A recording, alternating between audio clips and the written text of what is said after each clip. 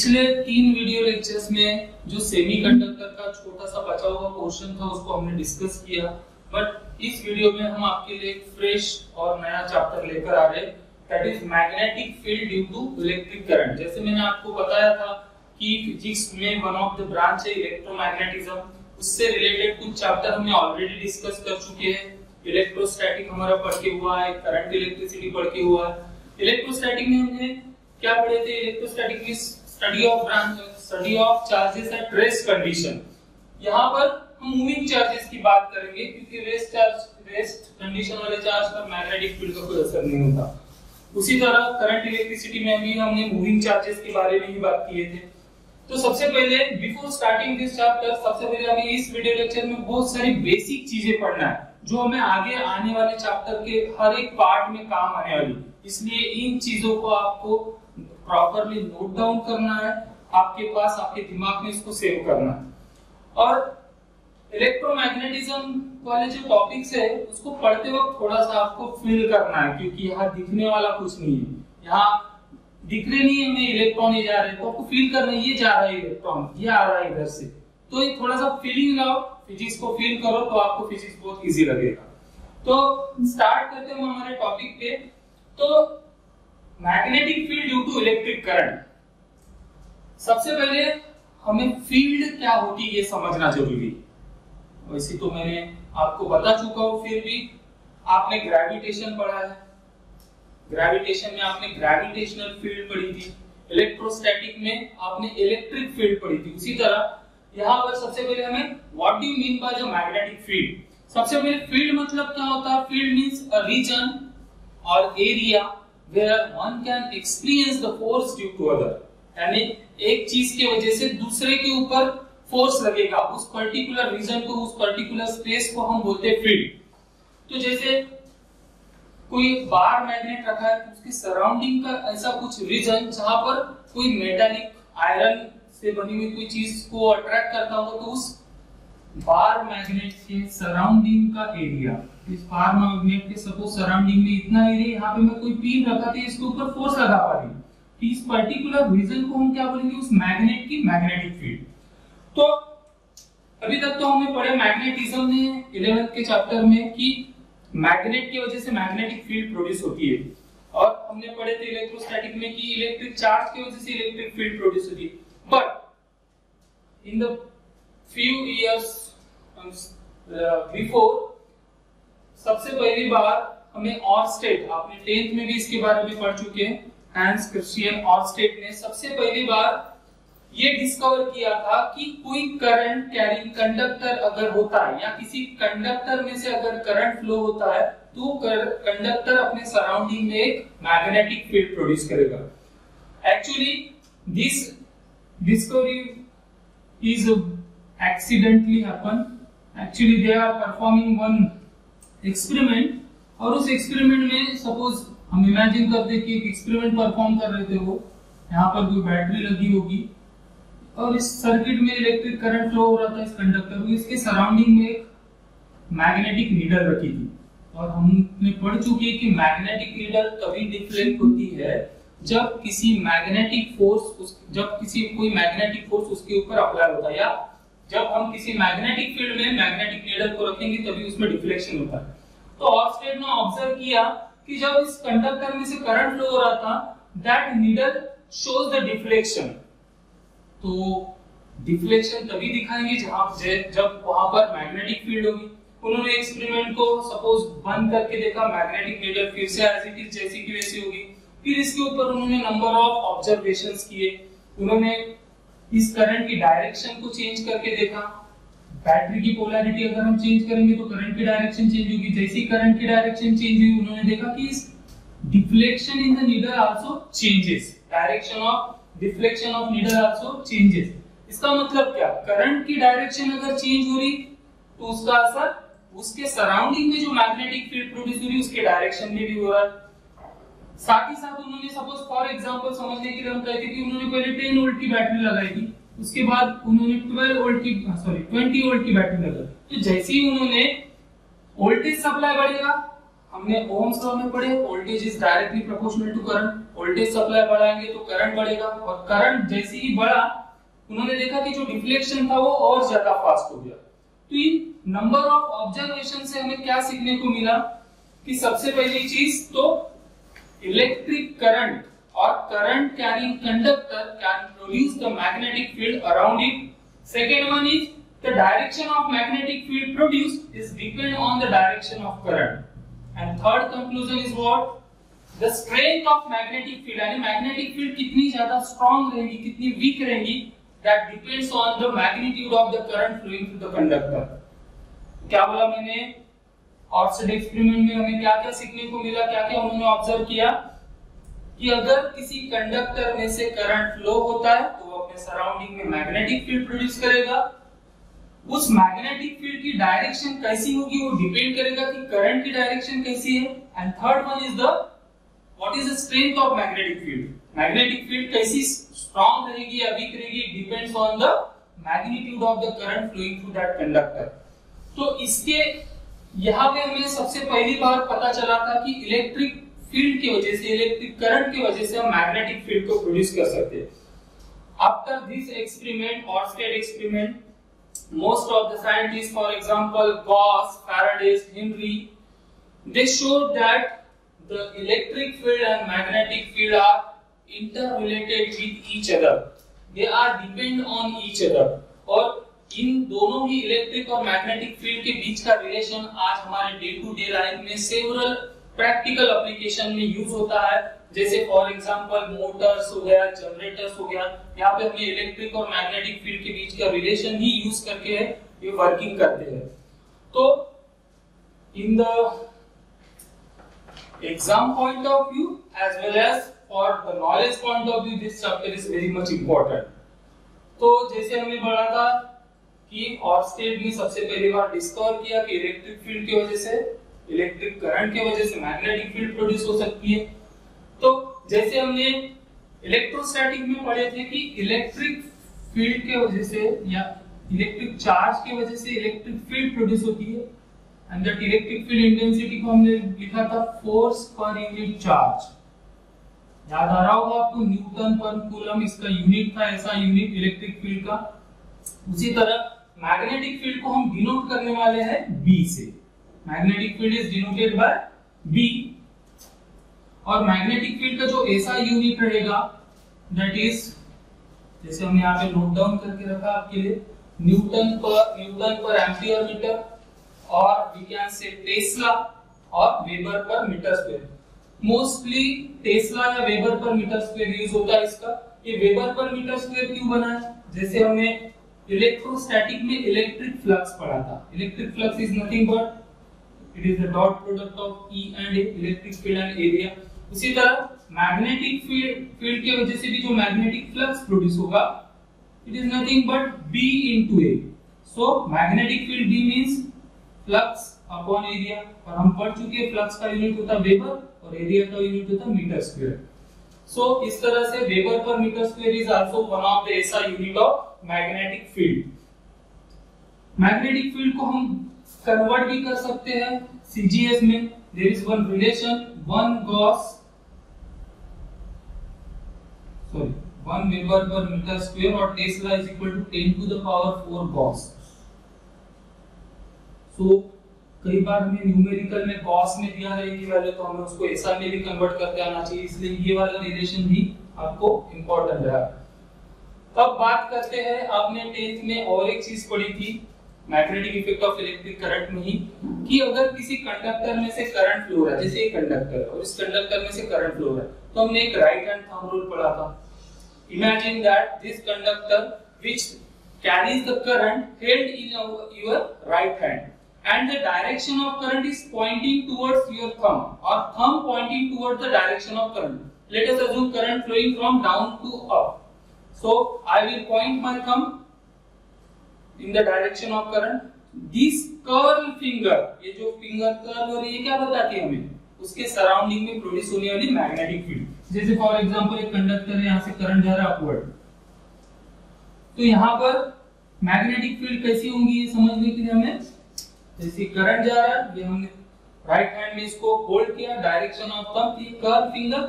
अगर इधर से देखोगे तो आपको दिखेगा कि मैग्नेटिक फील्ड इनवर्ड है। मैग्नेटिक फील्ड को इनवर्ड डायरेक्शन दिखाने के लिए हम ऐसा सिंबल यूज करते हैं। अगर इधर से देखते हो, अगर ऐसा इमेजिन करोगे तो यहाँ पर मैग्नेटिक फील्ड कैसी है, यहाँ पर मैग्नेटिक फील्ड थंब तो ऊपर बाहर आ गई, यहाँ से देखोगे तो अंदर जा रही, तो यहाँ पर अगर इमेजिन करोगे तो यहाँ पर मैग्नेटिक फील्ड की डायरेक्शन आउटवर्ड है।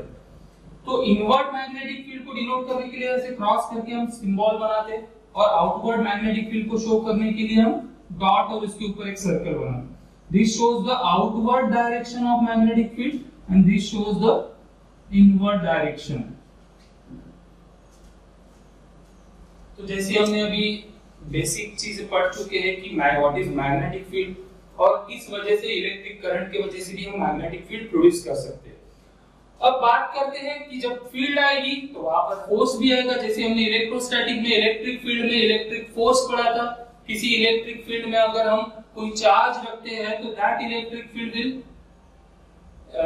that charge will experience the force due to electric field. In the same manner, अगर हम किसी चार्ज को किसी मैग्नेटिक फील्ड में रखते हैं तो magnetic field also apply the force on that particular charge and that force is known as magnetic force. जैसे हमने इलेक्ट्रोस्टैटिक फोर्स पढ़े थे इलेक्ट्रोस्टैटिक में, उसी तरह यहाँ पर हम पढ़ने वाले मैग्नेटिक फोर्स, और उस मैग्नेटिक फोर्स का फॉर्मूला भी हमें यहाँ पे थोड़ा सा भी डिस्कस करना है। तो बात करते हैं हम magnetic force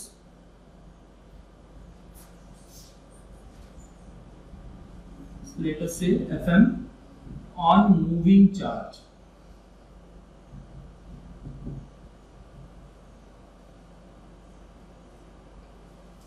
So let us consider there is one conductor which carries current, let us say R.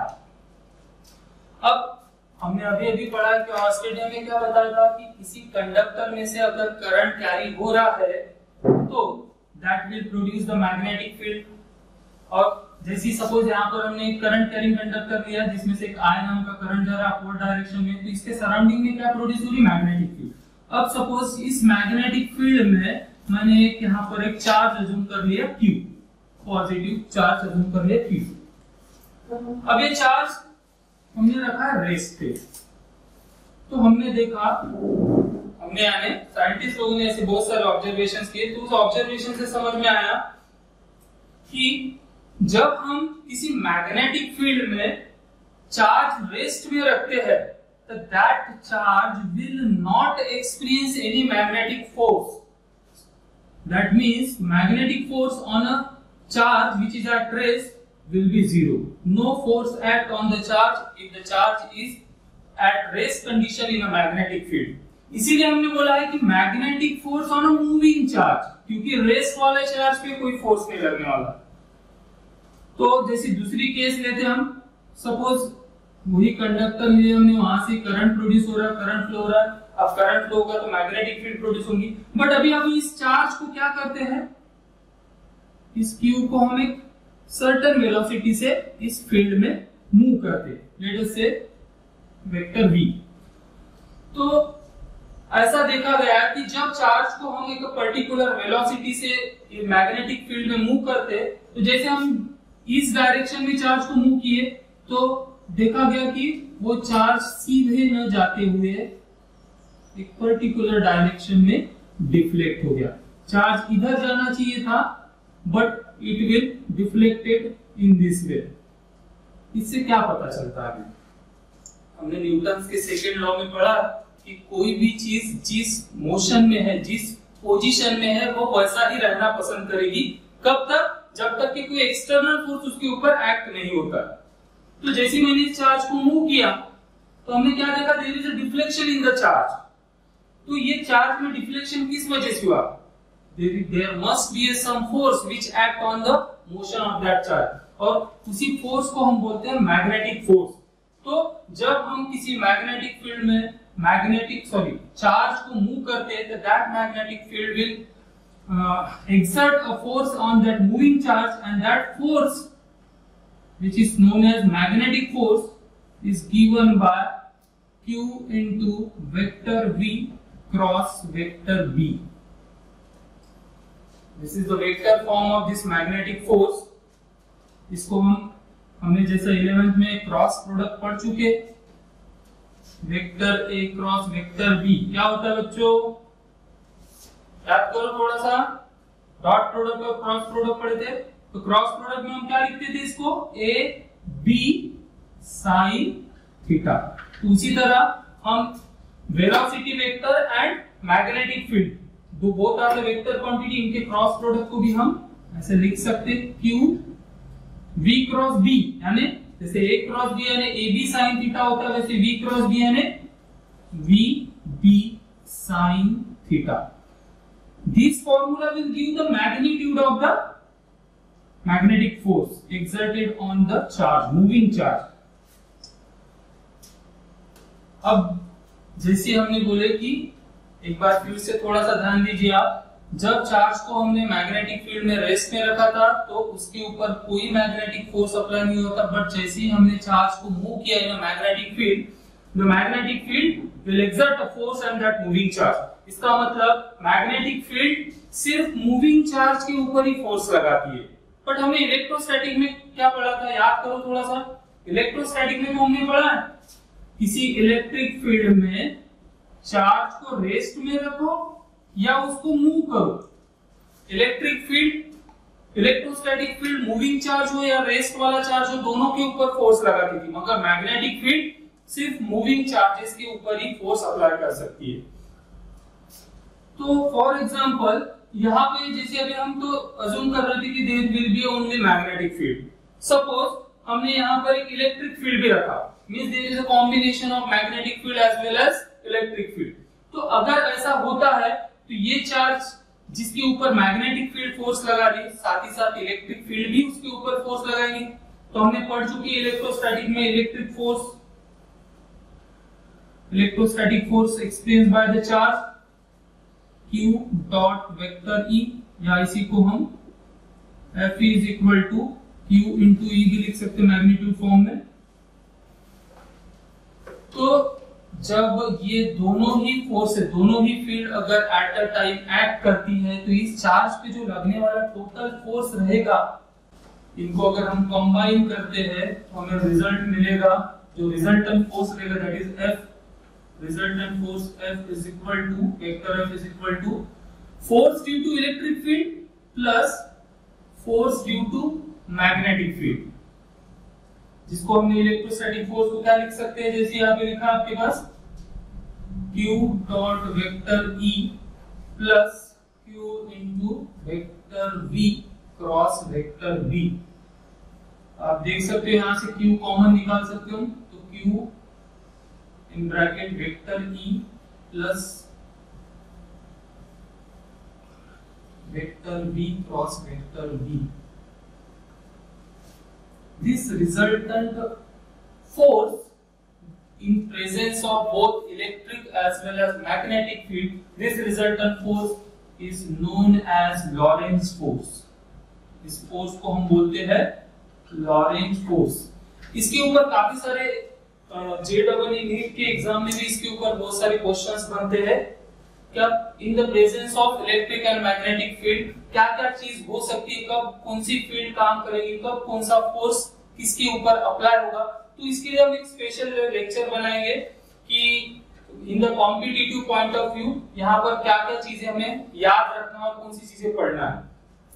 तो लॉरेंज फोर्स किसको बोले हमने, जब इलेक्ट्रिक और मैग्नेटिक फील्ड दोनों ही एट अ टाइम किसी पर्टिकुलर मूविंग चार्ज के ऊपर एक्ट हो रही, तो उस वक्त मैग्नेटिक फील्ड की वजह से लगने वाला magnetic force and electric field से लगने वाला इलेक्ट्रिक फोर्स, उन दोनों का जो रिजल्टेंट फोर्स मिलेगा उस फोर्स को बोलेंगे हम लॉरेंज फोर्स।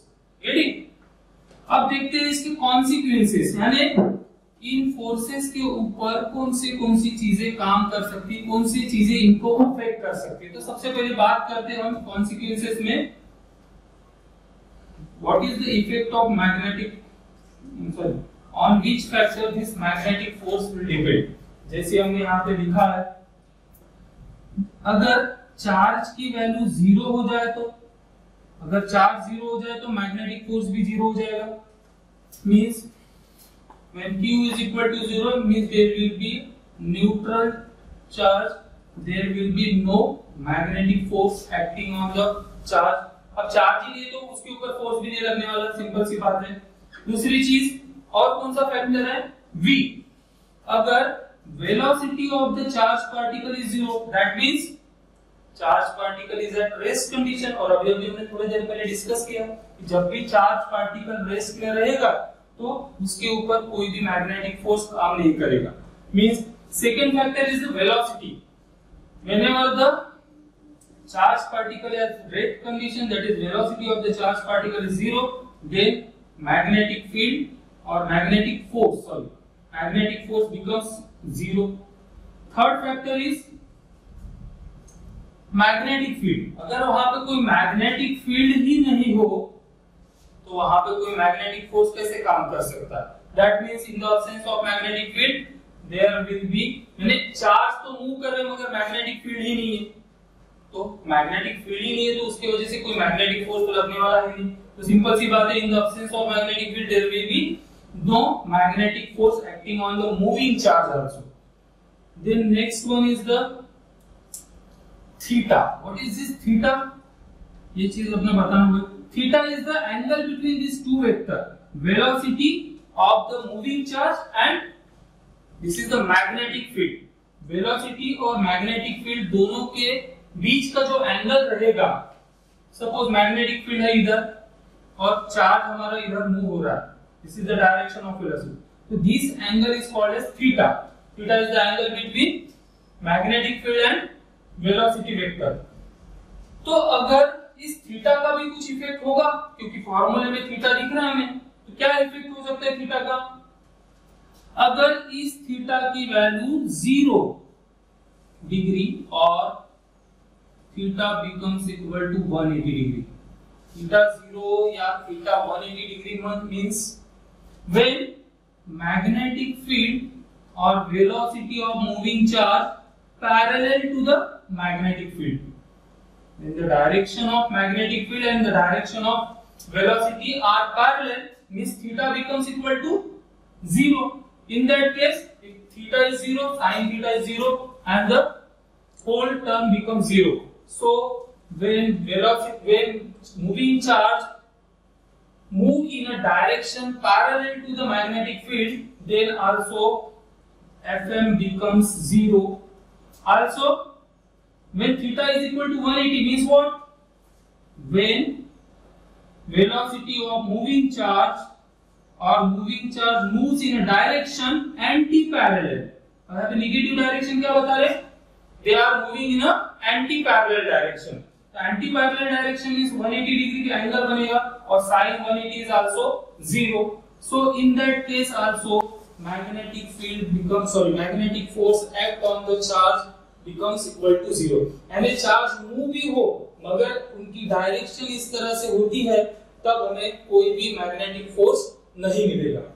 अब ये तो बात हुई लॉरेंस फोर्स की। बात करें तो यहाँ पे मैग्नेटिक फील्ड भी है और इलेक्ट्रिक फील्ड भी है, दोनों का कॉम्बिनेशन है। तो मैग्नेटिक फोर्स की वजह के ऊपर कौन सी चीजें अफेक्ट कर सकती है उसको तो डिस्कस किया। अब बात करते हैं अगर इलेक्ट्रिक फील्ड की वजह से जो इलेक्ट्रिक फोर्स लगने वाला है वो किसके ऊपर डिपेंड करेगा। फॉर्मूले में हमें दिख रहा है कि this electric field due to electrostatic field is depend on the magnitude of charge and next one is the strength of magnetic field. So electric field की वजह से जो फोर्स लगने वाला है वो दो फैक्टर पे डिपेंड करेगा। One is the magnitude of charge Q and second one is the strength of magnetic field। कितनी मैग्नेटिक फील्ड कितनी स्ट्रॉन्ग है कितनी वीक है वो उसके ऊपर डिपेंड करेगा हमारा force, strength of electric field. So these are the some of the consequences of the Lorentz force which affect the magnitude or direction of the force। So hopefully अभी तक की जितना हुआ हमारा, पहले हमने कुछ बेसिक चीजें पढ़े, व्हाट इज फील्ड, फिर फील्ड के ऊपर कौन से फैक्टर डिपेंड करते हैं, फील्ड किस वजह से, किसी फील्ड में अगर हम चार्ज रखें तो कब वो फील्ड उसके ऊपर फोर्स लगाएंगे, हमने पढ़े कि रेस्ट में अगर चार्ज होगा तो magnetic field will not exert any force, but electrostatic field और इलेक्ट्रिक फील्ड और मैग्नेटिक फील्ड में क्या डिफरेंस मिल गया हमें कि इलेक्ट्रिक फील्ड मूविंग चार्ज रहे या रेस्ट चार्ज रहे दोनों के ऊपर फोर्स लगा सकती है, but magnetic field only exert a force on a moving charge. Next, अगर जब दोनों फील्ड इलेक्ट्रिक और magnetic field at a time काम कर रही होगी और उस पर्टिकुलर रीजन में कोई चार्ज होगा तो ऐसे केस में दोनों ही फील्ड उस चार्ज के ऊपर फोर्स अप्लाई करेगी, तो दोनों ही फील्ड के वजह से लगने वाले फोर्सेस को अगर हम कंबाइन करते हैं तो जो हमें इफेक्ट मिलता है उस इफेक्ट को, उस रिजल्टेंट फोर्स को बोलेंगे लॉरेंस फोर्स। लॉरेंस फोर्स इसलिए नाम दिया गया बिकॉज़ इसके बारे में सबसे पहले हमें लॉरेंस नाम के साइंटिस्ट ने इसके बारे में बताया था। That's why this resultant force also known as Lorentz force. और हमने बाद में डिस्कस किया कि लॉरेंस फोर्स में जो फैक्टर्स है दैट इज इलेक्ट्रिक फील्ड की वजह से लगने वाला फोर्स, मैग्नेटिक फील्ड की वजह से लगने वाला फोर्स, वो कौन से चीजों पे डिपेंड है। और this is the formula for magnetic field, force due to magnetic field, and ये तो हमने पढ़ ही चुके, force due to electric field. इसके बाद जैसे ये तो फार्मूला हो गया मैग्नेटिक फील्ड का, force due to magnetic field का, बट ये फोर्स है, force is a vector quantity, उसके साथ डायरेक्शन भी होना चाहिए। तो डायरेक्शन ऑफ मैग्नेटिक फोर्स को पता करने के लिए हमारे पास बहुत सारे रूल है, जैसे स्क्रू रूल हो गया, आपने पढ़ चुके हो, थोड़ा सा आपको उसके बारे में पता है। एक रूल आपने सुना है left hand, Fleming's left hand rule, और एक मैजिकल रूल बोलते हैं जिसको राइट हैंड पाम रूल बोला जाता है। तो इसके बारे में हम एक शॉर्ट में, क्योंकि आप जब एंट्रेंस एग्जाम की तैयारी करते हो तो ये अलग अलग रूल्स भी आपको पता होना जरूरी होता है, ठीक है। तो एक शॉर्ट में हम इन अलग अलग रूल्स का क्या असर होता है, कौन से फैक्टर है, किस कैसे हम डायरेक्शन ऑफ मैग्नेटिक फोर्स को डिस्कवर कर सकते हैं, पता कर सकते हैं। तो सबसे पहले बात करते हैं सबसे सिंपल रूल की, स्क्रू रूल। सभी ने स्क्रू तो देखा ही होगा, किसी दीवार में या किसी पर्टिकुलर बोर्ड में हम स्क्रू को जब अप्लाई करते तो क्या करते, क्लॉकवाइज घुमाएंगे स्क्रू को तो वो अंदर की तरफ जाता है, उस एंटी क्लॉकवाइज घुमाओगे तो बाहर आता है। तो उसी जैसा स्क्रू रूल है, इसीलिए उसका नाम दिया स्क्रू रूल। तो एकदम सिंपल रूल है। सपोज फॉर एग्जांपल हमारे पास एक वेलोसिटी वेक्टर है यानी direction of this motion of charge particle, और यहाँ पर suppose this is the direction of magnetic field. तो जो क्रॉस प्रोडक्ट का जो सिंपल रूल है कि अगर दो वेक्टर का क्रॉस करने के बाद जो तीसरा वेक्टर मिलता है हमें, वो हमेशा इन दोनों वेक्टर को परपेंडिकुलर रहेगा। ये दो वेक्टर जिस प्लेन में है उसको ये वाला रिजल्टेंट वेक्टर हमेशा परपेंडिकुलर रहेगा। तो सिंपल सी बात है, इसको कैसे याद रखना है, इमेजिन करो कि ये दो वेक्टर की जो टेल है कुछ जहां जुड़ती है, सपोज इमेजिन करो यहाँ पर एक स्क्रू है। अब क्या करना है हमें, हमेशा याद रखना, जैसे हमने इस फॉर्मूले में v क्रॉस b लिखे, यानी वेलोसिटी वेक्टर को b के तरफ मूव करना है। घुमा इसको, इधर घुमा, ये जाएगी v से। हमेशा याद रखो स्क्रू रूल में, स्क्रू रूल से अगर डायरेक्शन ऑफ मैग्नेटिक फोर्स निकालना है तो हमें वेलोसिटी वेक्टर को मैग्नेटिक फोर्स, मैग्नेटिक फील्ड की तरफ घुमाना है। तो जैसे हम इसको घुमाओगे देखो क्या होगा, जैसे हम इसको यहाँ पे सपोज अपना स्क्रू है और इसको मैं घुमा रहा हूं, क्या होगा, कैसा घूम रहा है, एंटी क्लॉकवाइज। कहां आ रहा है स्क्रू, बाहर की तरफ। देखो फिर से एक बार इमेजिन करो, ये हमारा स्क्रू है यहाँ पे रखा है और हम कहां से कहां जा रहे हैं, इधर से इधर। हमेशा क्या बोला, वेलोसिटी वेक्टर से मैग्नेटिक फील्ड। जैसे ही हम इसको घुमाओगे एंटी क्लॉकवाइज डायरेक्शन में, स्क्रू बाहर आएगा, that will give the direction of force. तो यहाँ पे जो फोर्स लगने वाला है वो कैसा है, आउटवर्ड डायरेक्शन में फोर्स लगने वाला है, क्योंकि हम यहां से इधर एंटी क्लॉकवाइज घुमा रहे, तो जो फोर्स लगेगा वो आउटवर्ड फोर्स मिलेगा हमें। एकदम सिंपल सी बात है, एकदम सिंपल से हमें यहाँ पे मैग्नेटिक फोर्स की डायरेक्शन मिल गई। चलो दूसरा लेके देखते हैं। सपोज यहाँ पर एक वेलोसिटी वेक्टर है, यहाँ पर एक मैग्नेटिक फील्ड है। अब मैग्नेटिक फील्ड में कोई वेक्टर, कोई चार्ज पार्टिकल मूव हो रहा है तो उसके ऊपर फोर्स लगने वाला मैग्नेटिक फोर्स। अब इस मैग्नेटिक फोर्स की डायरेक्शन कैसे निकालेंगे? अगेन फिर से क्या करना है, इमेजिन करो कि इन दोनों की टेल जहां पे दोनों जुड़ रहे वहां पर एक स्क्रू रखा है। अब इस स्क्रू को कहां से कहां घुमाना है हमें? वेलोसिटी वेक्टर से मैग्नेटिक फील्ड वेक्टर की तरफ। अब सपोज मैं इसको घुमा रहा हूं इधर, तो आप देखोगे कि जब आप इसको क्लॉकवाइज घुमाओगे स्क्रू कहां पर जाएगा? अंदर की तरफ जाएगा। इसका मतलब यहाँ पे जो मैग्नेटिक फोर्स अप्लाई हो रहा है उसकी डायरेक्शन है इनवर्ड। इनवर्ड को हम क्रॉस से रिप्रेजेंट करते हैं। यहाँ पे जो रिजल्टेंट मैग्नेटिक फील्ड फोर्स लगेगा वो इनवर्ड रहेगा। ठीक है, एकदम सिंपल रूल है। लेफ्ट हैंड रूल नहीं भी पढ़े तो चलता है, मगर अपने सिलेबस में है, अपने को उसमें वेरियस अलग अलग चीजें सीखने को मिलने वाली है, तो उसको भी हम डिस्कस करेंगे शॉर्ट में। फ्लेमिंग्स लेफ्ट हैंड रूल में क्या करना है आपको? Fleming's left hand rule, Fleming's left hand rule में अपना लेफ्ट हैंड लेना है, फ्लेमिंग का नहीं। तो अपने फ्लेमिंग्स लेफ्ट हैंड रूल को पढ़ने के लिए हमारे लेफ्ट हैंड के 3 finger, that is 4 finger, middle finger and thumb, इन तीनों फिंगर को इस तरह से स्ट्रेच करना है कि तीनों एक दूसरे को कैसे दिखना चाहिए? Mutually perpendicular. सपोज इमेजिन करते हैं यहाँ पर हमारा थंब है, ये हमारा फर्स्ट फिंगर हो गया, और सपोज इधर मिडल फिंगर। इन तीनों को हमने इस तरह से स्ट्रेच किया है कि ये तीनों कैसे दिखना चाहिए? एक दूसरे को mutually perpendicular. This is thumb, थोड़ा बड़ा दिख रहा है थंब। दिस इज फर्स्ट और 4 finger and this one is the middle finger. तो थंब क्या शो करेगा? Thumb will show the direction of force. First finger 4 finger क्या शो करने वाला है? Direction of magnetic field. और मिडल फिंगर शो करने वाला है डायरेक्शन ऑफ और डायरेक्शन ऑफ करंट। अब करंट कहां से आ गया सर बोलेंगे? यहाँ पे तो हम चार्ज की बात करें, करंट कहां से आ गया? Current means direction of current यानी डायरेक्शन ऑफ पॉजिटिव चार्ज। ये चीज याद रखना आपको, डायरेक्शन ऑफ पॉजिटिव चार्ज और डायरेक्शन ऑफ करंट। ठीक है, तो फ्लेमिंग्स लेफ्ट हैंड रूल से हम कैसे डायरेक्शन ऑफ फोर्स निकाल सकते हैं, इसके लिए कुछ एग्जांपल देखते हैं। जैसे हम यहाँ पर एक, what is this? This is magnetic field which is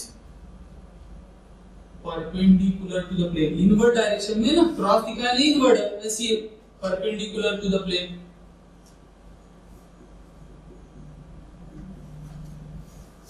मैं कुछ रूल बता रहा हूं, उस रूल के हिसाब से चलेंगे तो हमें डायरेक्शन ऑफ फोर्स निकालना इजी हो जाएगा। तो पहला रूल, सबसे पहले क्या बोला? सबसे पहले रोज नहाना है। रोज नहाना नहीं है, रोज नहाते हो गया।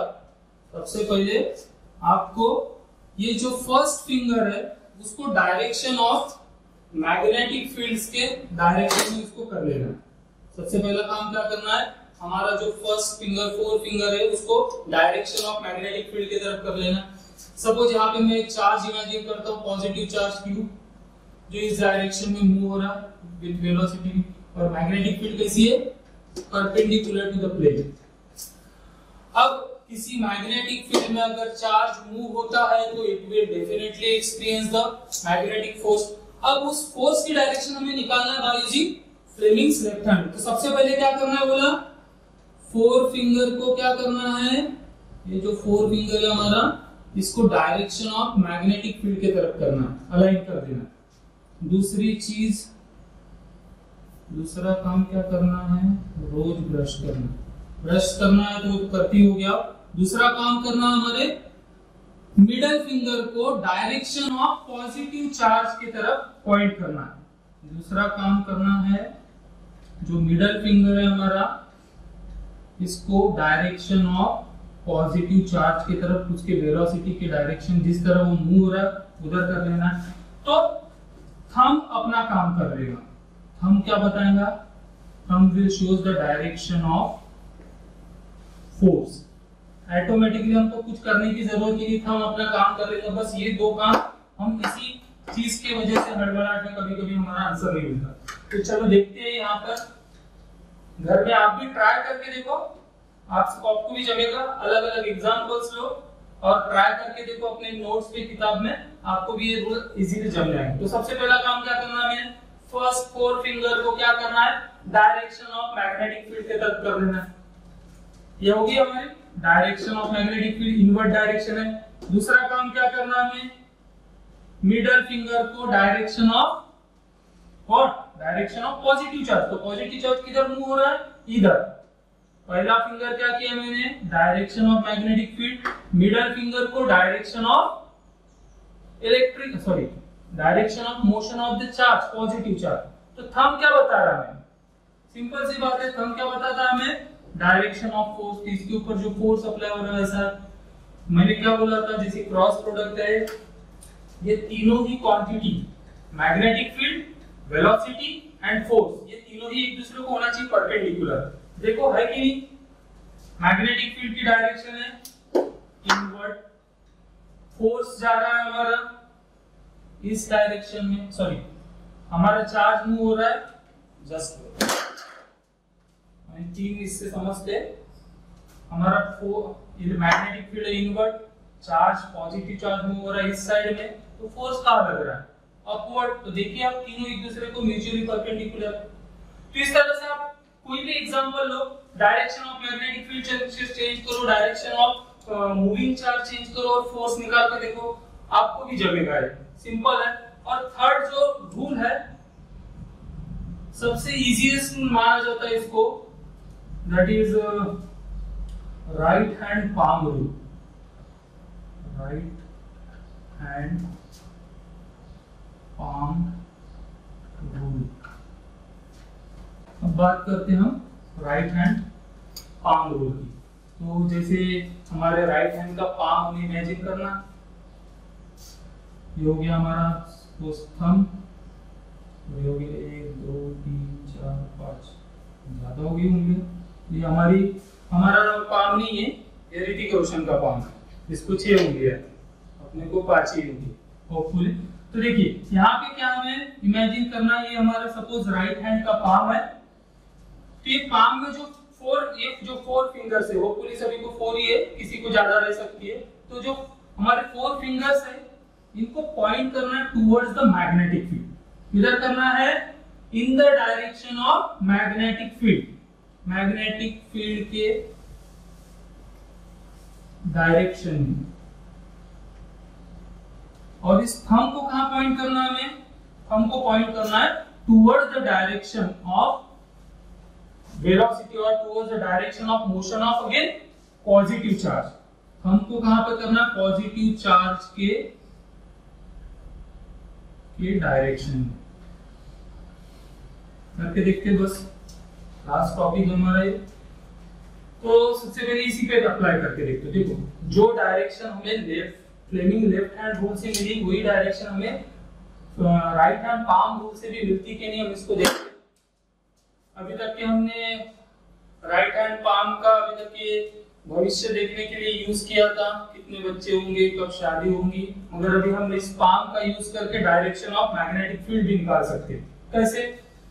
क्या करना है हमें? सबसे पहले हमारे राइट हैंड के पाम की उंगलियों को towards the magnetic field point करना है। तो ये हमारी मैग्नेटिक फील्ड कैसी है? अंदर की तरफ है।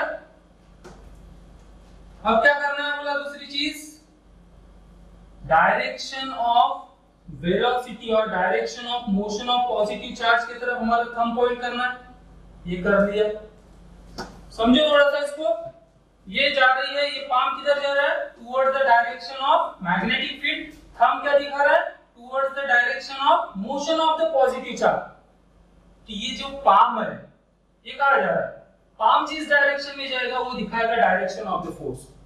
फिर से एक बार समझिए, क्या किया हमने? जो 4 फिंगर्स है हमारे राइट हैंड के, उसको हम towards the magnetic field point करना है। फिर क्या करना है? हमारे इस थंब को towards the direction of motion of positive charge करना है। तो ये देखो ऋतिक रोशन में ऐसा किया था, हमें ऐसा करना है, ठीक है। तो ये जो पाम है, ये पाम क्या करेगा हमें डायरेक्शन ऑफ फोर्स। आप और बहुत सारे एग्जांपल मैंने जैसे बताया, direction of magnetic field, direction of electric field, sorry magnetic field, direction of the motion of charge particle, इनको चेंज करके देखो और इन अलग-अलग रूल से, इन रूल का यूज करके सेम डायरेक्शन आती है कि आप चेक करो। जब प्रैक्टिस करोगे तो आपको इजीली जम जाएगा। अब एक चीज यहाँ पे, एक चीज थोड़ी इंपॉर्टेंट चीज आपको ध्यान रखना है। अब अगर सपोज मैं यहाँ पे निगेटिव चार्ज देता हूँ, अब क्या होगा, हमने क्या बोले थे, फ्लेमिंग्स लेफ्ट हैंड रूल रहे या राइट हैंड पाम रूल रहे। क्या बोला था मैंने, ये जो फिंगर्स है इनको टुवर्ड्स द मैग्नेटिक फील्ड किया, थंब को किया मैंने direction of motion of the positive charge. तो ये पाम क्या बताएगा, या फ्लेमिंग्स लेफ्ट हैंड रूल में थंब क्या बताएगा, डायरेक्शन ऑफ फोर्स। बट अभी यहाँ पे ऐसा नहीं करना है। अगर निगेटिव चार्ज होता है तो जिधर हमारा पाम या जिधर हमारा लेफ्ट हैंड रूल का थंब दिखा रहा है उसका अपोजिट डायरेक्शन आपको कंसीडर करना है फोर्स की डायरेक्शन। पॉजिटिव चार्ज है तो एज इट इज, मगर अगर निगेटिव चार्ज किसी मैग्नेटिक फील्ड में मूव हो रहा है तो जो लेफ्ट हैंड रूल से या राइट हैंड पाम रूल से हमें जो डायरेक्शन ऑफ फोर्स मिलने वाली है उसकी डायरेक्शन को रिवर्स कर देना। जो भी थंब की डायरेक्शन, जो भी पाम की डायरेक्शन मिलेगी फोर्स दिखाएगा, उसका अपोजिट डायरेक्शन रहेगा फोर्स का। तो these are the some basic rule to determine the direction of magnetic field। Next lecture में हम इन रूल का यूज करके और बहुत सारी चीजें पढ़ोगे। सो होप करता हूँ कि होपफुली आपको सभी समझा होगा। अगर नहीं समझा होगा तो जो डाउट्स है आप निकाल के रखिए, हम उसको डिस्कस करेंगे later. So thank you very much.